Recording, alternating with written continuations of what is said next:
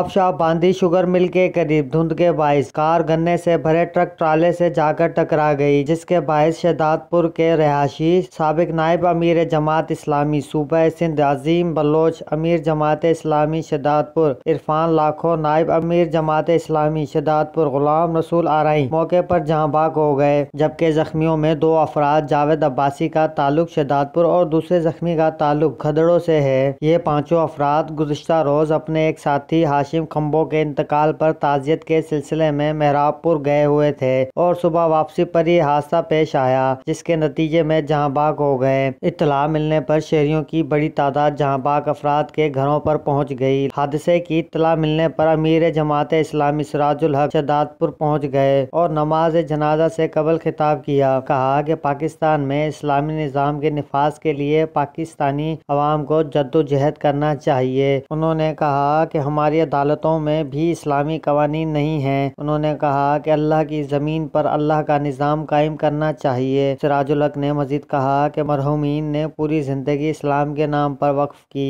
हमारी दुआ है कि अल्लाह ताला उनकी इस जद्दोजहद को कबूल फरमाए। जनाब अजीम बलोच साहब, मैं गुज़श्ता 25-30 सालों से जानता हूँ, एक मुजाहिद फी सबीलिल्लाह, एक दाई फी सबीलिल्लाह, इंसानों के सच्चे खादिम अजीम बलोच साहब इस्लामी जमीयत तलबा से वाबस्ता रहे। जनाब अजीम बलोच रहमतुल्लाह अलैह और उनके साथी गुलाम रसूल साहिब रहमतुल्लाह अलैह और तीसरा हमारे प्यारे भाई अरफान रहमतुल्लाह अलैह, आप में से कुछ लोग जानते होंगे और कुछ लोग नहीं जानते होंगे, लेकिन ये वो लोग थे जिन्होंने अपनी बचपन और लड़कपन और सारी जिंदगी एक अजीम मकसद के खातिर गुजारी है।